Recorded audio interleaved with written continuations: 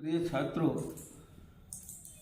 मैंने कल आपको समास किसे कहते हैं, क्या उसकी परिभाषा है सही सरल विधि से, और 6 प्रकारों के नाम और द्वंद्व समास जो पहला है उसको भेदों सहित बड़े अच्छे ढंग से सरल विधि से आपको समझाया। आज दूसरा समास आता है जो द्विगु समास। मैंने पहले बताया चाहे कोई भी प्रतियोगी छात्र हो, चाहे छठवीं से लेकर एमए तक की क्लास के कोई भी छात्र हो, चाहे हिंदी के छात्र हो, चाहे संस्कृत के छात्र हो, गौर कर लें, ऐसा बड़ा सरल विधि से नहीं मिलेगा। आप गौर करें किस ढंग से। अगर द्विगु समास जैसे आता है तो हिंदी में आप देखिए संख्या, अगर संस्कृत वाले विद्यार्थियों के लिए कितना सरल, संख्या पूर्वो द्विगु, ये परिभाषा हो। संख्या संस्कृत में परिभाषा हो गई संख्या पूर्वो द्विगु। गिनती समझ गए, संख्या मैंने गिनती और पूर्व में पहला, सबसे पहले अगर गिनती है तो द्विगु समास। ये देखिए ये इसका हिंदी और उसी को अगर हिंदी में आता है, हिंदी वालों के लिए परिभाषा लिखने को, तो जिसका पहला पद संख्या और दूसरा पद संज्ञा हो, पहला पद संख्या और दूसरा पद संज्ञा हो, वो द्विगु समास। कितना सरल बात है उनको नाम के अनुसार। पहला पद संख्या, दूसरा पद संज्ञा, पहला गिनती होगी और दूसरा संज्ञा। हिंदी में परिभाषा हो गई, संस्कृत में परिभाषा हो गई। या क्लियर हो गया अपने आप नाम के अनुसार परिभाषा। अब रह गई बात उदाहरण में, बात देखें गौर कर। जैसे आ गया पंचवटी, तुरंत हमें समझ जाना चाहिए कि कौन सा, पहचानने में जरा सा दिक्कत ही नहीं है। यही हमको दिक्कत जाती है कि कैसे सब 5 लिखा हुआ, पंचवटी मान पंच यानी 5, तुरंत समझ गया ये तो द्विगु समास है। अब जब द्विगु समास है तो आप देख लीजिए यहाँ हिंदी वालों आगे पंचवटी तो लिख दिए 5 बटों का समूह। ये विच्छेद हो गया, विग्रह हो गया हिंदी वालों। और संस्कृत में आप समझिए इसी की संस्कृत है बना दी जाती है। मैं आपको बता दूं, जैसे समाहार आखिरी है तो समाहार समूह, तो समाहार माने होता है समूह। एक शब्द अपने आप हमेशा के लिए आप हर द्विगु समास के आखिरी में समाहार है ना, समूह। अब यहां देखिए 5 बटों का, तो का आपको मालूम है का षष्ठी विभक्ति का चिन्ह है। षष्ठी विभक्ति का चिन्ह है बट शब्द है। तो बट शब्द में षष्ठी बहुवचन, जो कि बटों का लिखा हुआ, तो बट शब्द में षष्ठी बहुवचन। जैसे राम में रामानाम, देव में देवानाम, देव में देवानाम, तो बट में बटानाम।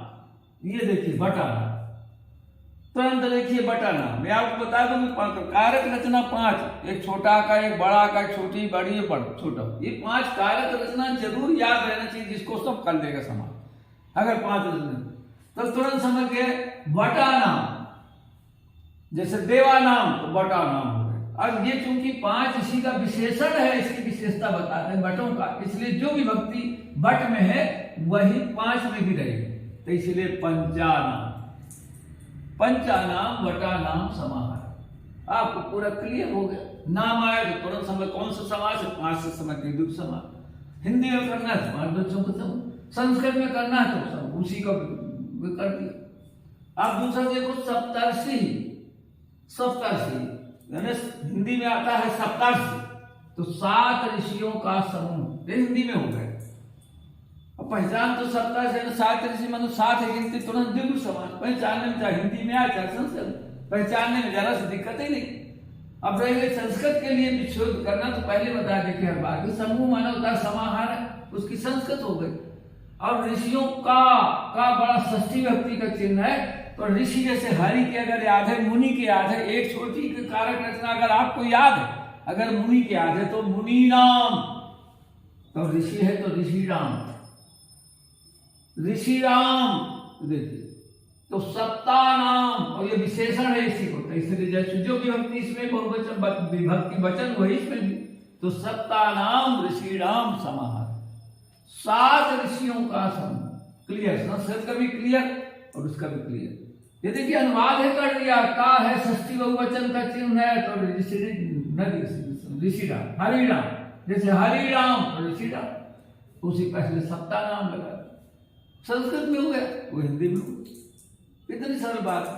कारक रचना याद होना चाहिए। बता दिए मैंने, छोटा एक राम, अगर याद है कहीं गलत हो ही नहीं सकता समास। एक राम, एक साला, शाला, एक हरी, एक नदी और एक धेनु।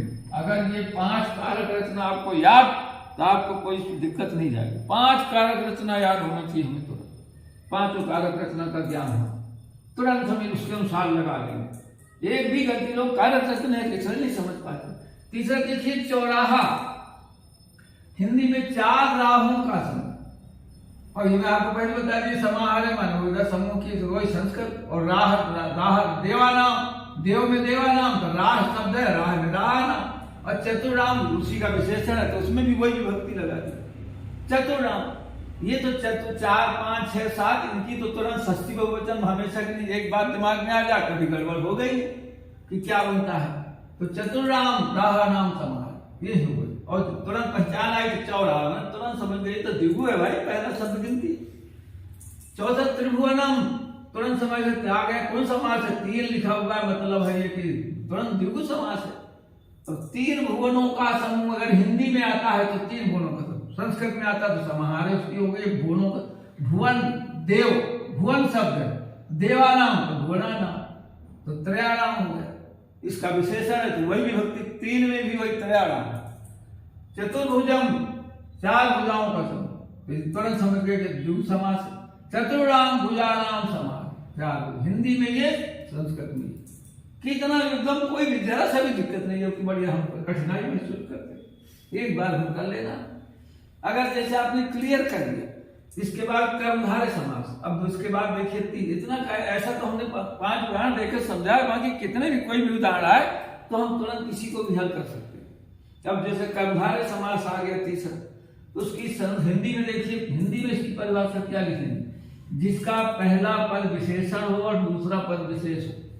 जिसका पहला पद विशेषण हो, दूसरा पद विशेष हो। पहला पद किसी में कोई विशेषता बतलाता हो और दूसरा पद विशेष हो।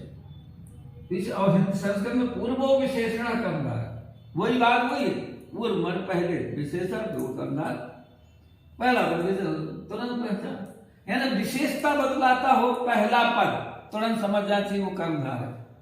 कितना, अब देखिए तुरंत समझ जाओगे। नील कमलम, ये देखिए नील कमलम, ये विशेषता, कमल कैसा है, नील, नीला, ये भी कमल की विशेषता बतला रहा है, इसका कर्मधार है। तो और हिंदी में आता है तो लिख दिया, हिंदी में अगर आता है तो नीला है जो कमल, और अगर आएगा केवल हिंदी में तो केवल लिखा रहेगा नील कमल बस। तो नीला है जो कमल, ये विक्रय हो गए। और अगर संस्कृत में आएगा तो नील कमलम, तो तुरंत ये कमलम जैसे तुम जो को तो लिख देंगे, उसके पहले जब इसमें हलंत लगा मामे तो इसमें भी नीलम कर दिए बस। इधर कमलम तो इधर नीलम कर दो, इतने बात देखो, कुछ नहीं संस्कृत को बन गए, विग्रह संस्कृत को हो गया, हिंदी को पहचान तो तुरंत अपने आप विशेषता बतला रहा। अब देखिए श्वेतांबरम, यहां लिखा हुआ श्वेतांबरम। अब इसको जब हम ऐसे शब्द आते हैं तो हम पहले संधि पढ़ाया जा चुका है, पढ़ा चुके हैं। दीर्घ संधि श्वेत धन अंबरम, अंबर श्वेत अंबर, 2 शब्द है, एक श्वेत और एक अंबर, संधि से निकाल दिया दोनों शब्द पहले, तो तुरंत एक श्वेत शब्द आया, एक अंबर, इधर अंबरम इधर श्वेतम, ये हो गया संस्कृत का विग्रह। मगर संधि से पहले निकाल दें कि कौन 2 शब्द है, एक श्वेत है, यहाँ पर दीर्घ संधि है, श्वेत और अंबर, तो श्वेतम अंबर। हिंदी में हो गया श्वेत है जो अंबर, श्वेत है जो अंबर, हिंदी में हो गया, संस्कृत में हो गया।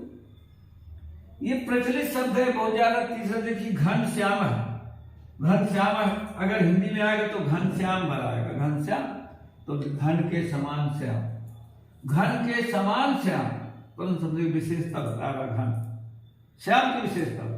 और घन यू श्याम, इसमें तो हिंदी संस्कृत में तो बिल्कुल बीच में यू भर लगा देना है, यू मान होता है तरह या समान, संस्कृत का शब्द। और अगर विसर्ग लगा रहेगा आखिर में, उसको कोई हटा नहीं। इसी प्रकार देखिए महापुरुष, महापुरुष, जब महापुरुष आ गया तो हिंदी में महान है जो पुरुष, इसलिए महापुरुष, महान है जो, महान जो है ना विशेषता बतला रहा, पुरुष कैसा महान।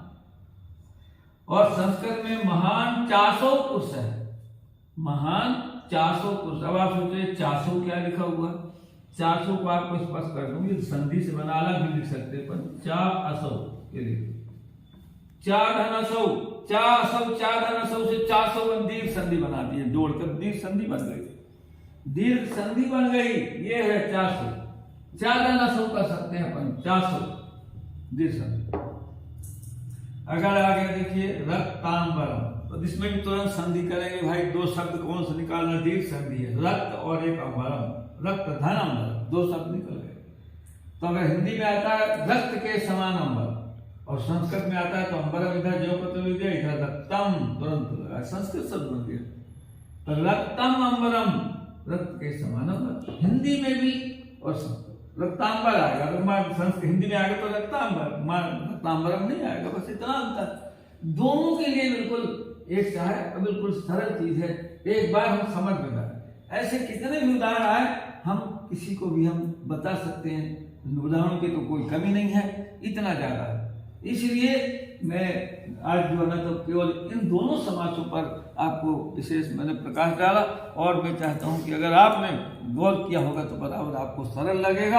अगला समास आगे अगले दिन समझाया जाएगा। आज यहीं तक आप गौर करें।